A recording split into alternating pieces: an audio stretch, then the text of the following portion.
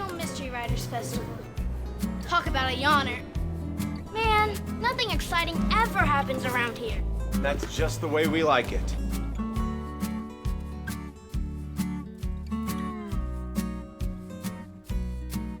My dear Commodore, things are not what they appear to be. Once again, you've managed to look at something without actually observing it. What? Are you referring to that stain on the tablecloth? I am. But that's No, Mom, we're making a documentary of it. The vicar always enjoyed a glass of port before retiring, Inspector. It's gonna be a live radio show with mostly local actors. Inspector, what exactly are you getting at?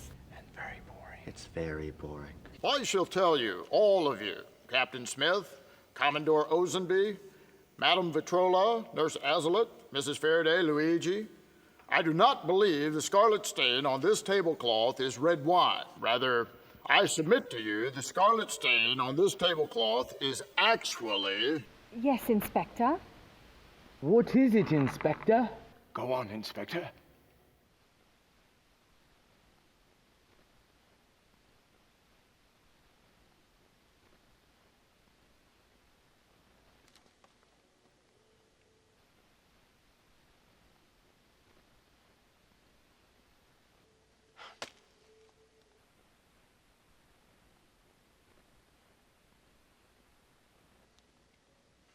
Blood.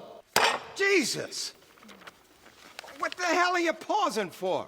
It's a little something called suspense. Suspense. You think people are going to be surprised by the word blood? Well, we know what's going to happen next because we've read the play, but... Everybody's going to know. What the hell else could it be? Oh, look, that stain on the tablecloth. Is that ragu spaghetti sauce? Look, you don't have to get all sarcastic. No, I disagree. I think that sarcasm is definitely called for. I forgot we were working with a big-time Los Angeles actor. New York. I'm a New York actor. I worked with De Niro. Ed, you're the director here. Why are you letting him carry on like this? 'Cause he knows I'm right. That'll do, Jeff. Look, I know we're all under a great amount of pressure. In just a few days, we're going to be standing up in front of hundreds of smart, good-looking Kentuckians who expect us to be ready. And that means checking our egos at the door. And yes, Jeff, I'm talking to you. And concentrating on the work. So, everybody take 5. And when we come back, be ready to work.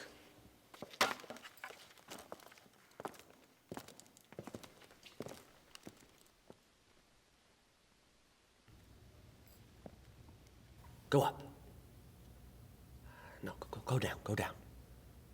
No, go up. There, that's perfect. Now go down. Hey, Roy. How's things going down at the bank? Hello, Billy. Pretty fair. Go up. Hey, boys, put this in your documentary. Does that mean we're number 1? I don't think so. So, you about ready to process that loan application?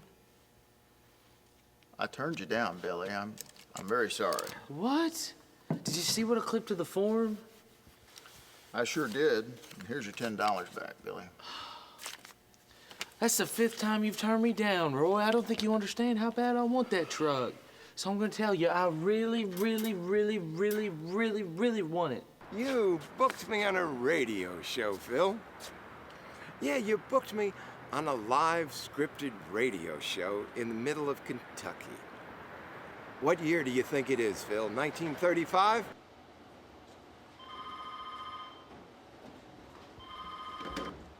Hello? Oh, hey, Arletta. Look, Billy, your credit score is 185, okay? And I believe that puts you in the record books. Now, I'm sorry, I just can't justify that loan. I'm out here in Podunk, Phil.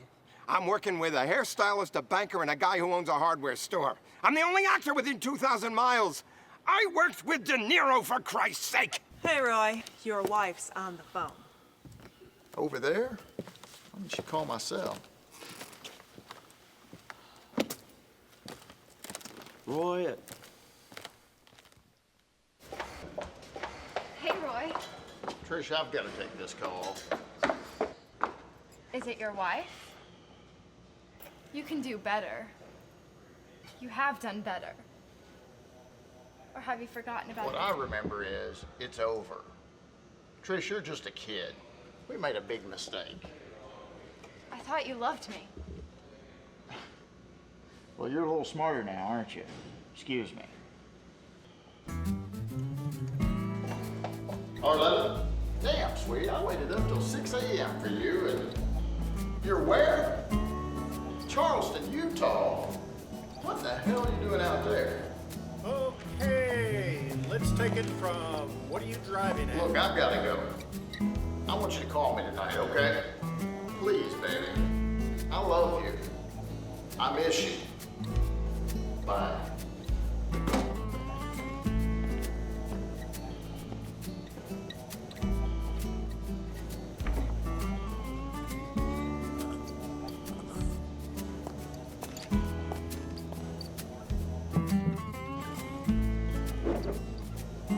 Roy, you pause like that again, you're a dead man. Zip it, Jeff. I'm just saying.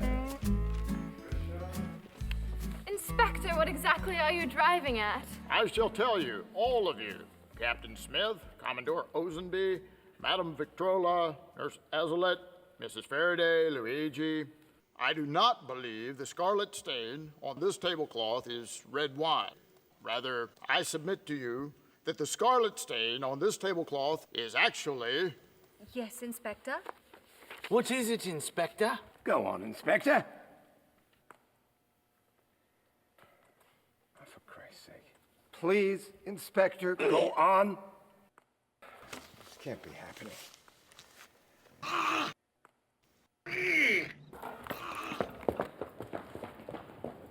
Go on, Inspector. I beg of you. I implore you. He's dead. Yeah, you got that right. I beseech you. I prevail upon you. Really, truly dead, you son of a bitch. Look.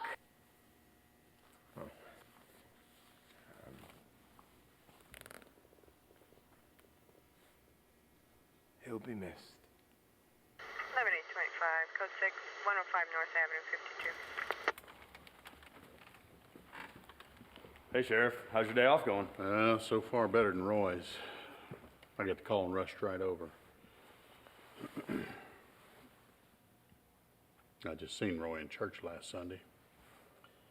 What was it, a heart attack? Yeah. Maybe not. Well, you told me earlier that... Well, I know what I said. I know I said it was a heart attack. It probably was. But look at the discoloration there. See the saliva? It was induced. Sheriff, can I go now? No, I'm afraid I can't let anybody leave just yet. What? Oh, no, I mean me. Can I go? Not until I get some answers. What are the questions? Which one of y'all killed Roy Nichols? This is starting to get pretty good. All right, Sissy, so let's go over it again. You were standing over next to Roy for several hours. You could have spiked his coffee at any time. I could have, but I didn't. I wasn't the one that was rejected. What's that supposed to mean? Oh, Tricia, please. Everybody in town knew you had a thing for him. You might as well have been a volleyball the way you kept throwing yourself at him.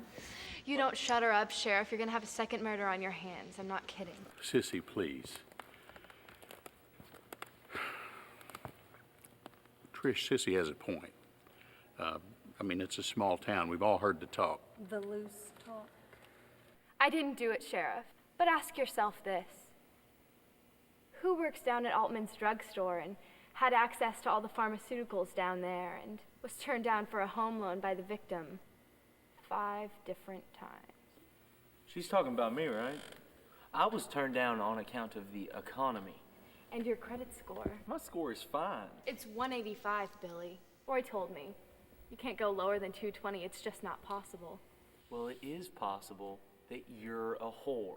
And you're a deadbeat. All right, look, I'm going to stop this reenactment of the Lincoln-Douglas debate and try to get things back on track here. Sheriff, can I go home now? I think you did it. What? Hell, you wanted him dead more than anybody. We've even got it on videotape. Hey, wait a minute, Sherlock. You're saying that I made up my mind to kill him at 4:03. At 4:04, I got the poison, and I carried out the plan to murder him at 4:05. Is that your genius theory? He's an actor. He can make anything sound crazy. Well, that's true, Billy, but that is crazy. All right. Well, since I am no longer under suspicion, and as I said before, I am a New York actor. I worked with De Niro, and I've got to get back to my hotel room. So, have a nice murder. Sorry, Mr. Warren, we're not quite through yet. Oh, Jesus. Sheriff, what about Roy's wife? I mean, Arletta's no saint. Everybody knows that. Maybe you should bring her down here. No, that was Arletta that called before. I overheard Roy's end of the conversation. Arletta left last night. Again? Yep. I think she said something about being in Charleston. You mean she's going to have to fly in here from Salt Lake City? I mean, we're going to be here till Wednesday. Ed, you got someplace else you need to be? What makes you think you're above suspicion? Why would I want to kill Roy? Because he sucked as an actor? For Arletta. You and she used to be hot and heavy. Yes. Before I got married. I haven't spoken to her for over a year. Well, that leaves me out, Sheriff. I'm a Kentucky actor, and I work with a man that worked with De Niro, and I want to go home. Sit down and shut up, Billy. That's great advice, deadbeat. Hush up, hussy. Wait a minute, what was that noise? That was me telling the hussy to hush up. No, the rattling there in your pocket sounded like pills. What was that? Tic Tacs. Can I see? Have you got a warrant? For God's sake. Sheriff, shoot her. Dexedrine. I do believe that's an amphetamine. Yeah, that's capable of causing a heart attack, too. All that means is I'm a drug addict, not a killer. All us actors got drug problems. I mean, it's part of the creative process. Tell him, Mr. Warren. That's not gonna happen. Billy, you had means, motive, and opportunity. I'm afraid we're going to have to place you under arrest. Go ahead and stand up, put your hands behind your back. Not so fast, Trevor. Listen, I want you to do me a favor. Okay. Run on out to my Jeep and into my glove box and bring me that map that's in there. And I want you to make a phone call for me. I want you to call this number and ask the person there this question. Okay? What's going on, Sheriff? What's going on is that something here doesn't make sense. Right. Like, what's a classically trained New York actor like me doing in a growth-stunted backwater burg like this? I don't need this crap, okay? I worked with De Niro. Oh, hell, Mr. Warren. You had one lousy line in the movie Backdraft. Well, I looked it up, and then I rented it off the Netflix. You said, "Here comes the fire." I didn't say it like that. I said, "Here comes the fire!" And you can all go to hell. Sheriff, would you mind please explaining yourself? Not at all. A couple of minutes ago, one of you said something mighty interesting. Where was I?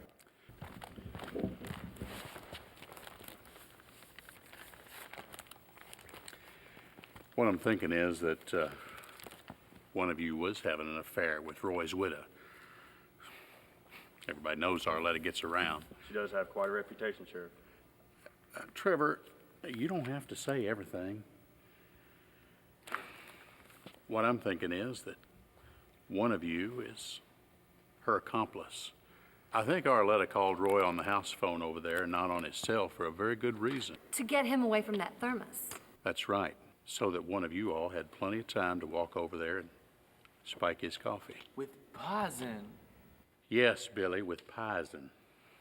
Trish, you want to come up here, do you mind, and hold the other end of this?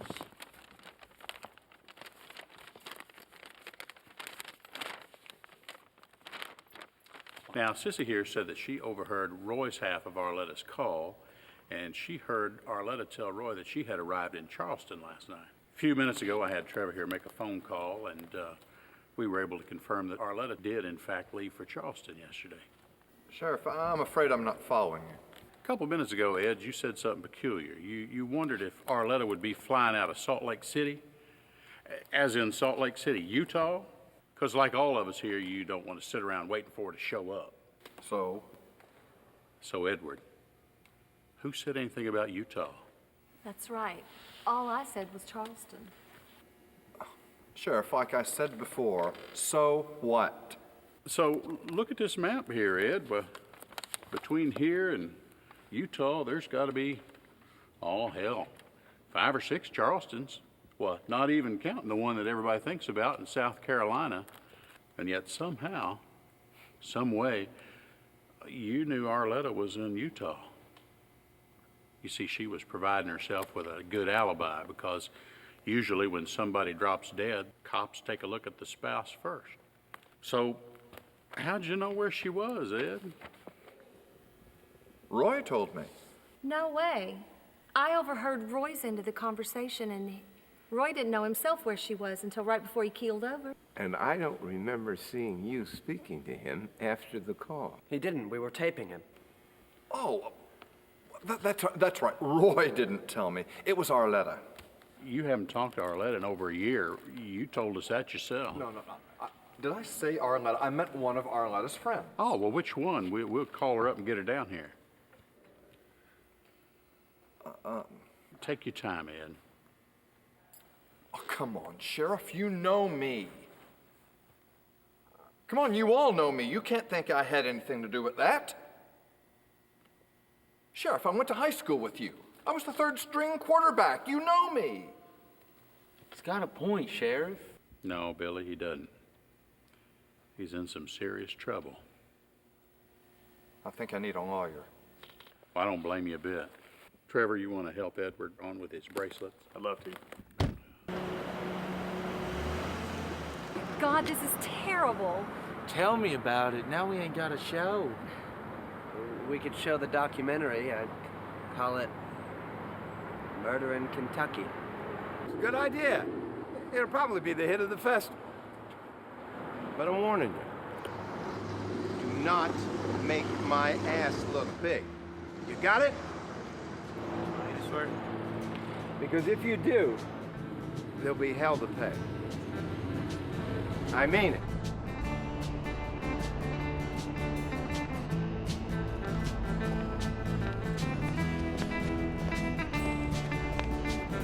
Are we going to use that? Oh, definitely. They said it's about 1,000,000 ways to die. In my line, I've seen them all. It ain't nothing like TV. It ain't like that at all. Always some poor soul laying blue and cold, and the viewers all standing around, hoping to see a little murder. Somebody lying dead on the ground. Ain't nothing fun about murder. I'm talking to you. Ain't nothing fun about murder. What's what you say or do? The only thing fun about murder is catching up to jokers like you.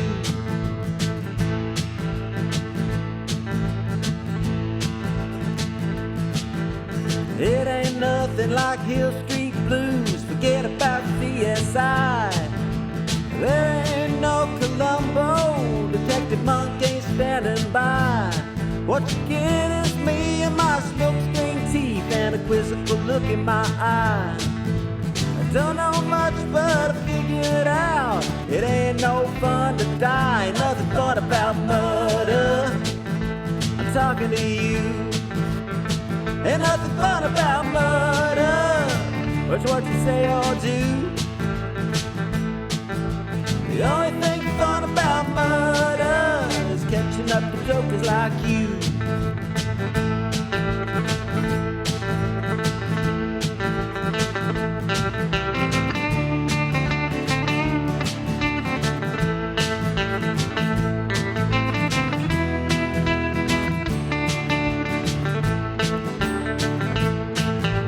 Now I sit by the roadside and moving pieces into a shade. No sirens wail, no radio squawk, no ambulance speeding away. No black suit clad detectives ducking yellow crime scene tape. Just a heavy set man in an old brown coat trying to make it through another day. Ain't nothing fun about murder. I'm talking to you. Ain't nothing fun about murder. What's what you say or do? The only thing fun about murder is catching up to jokers like, catching up to jokers like, catching up to jokers like you.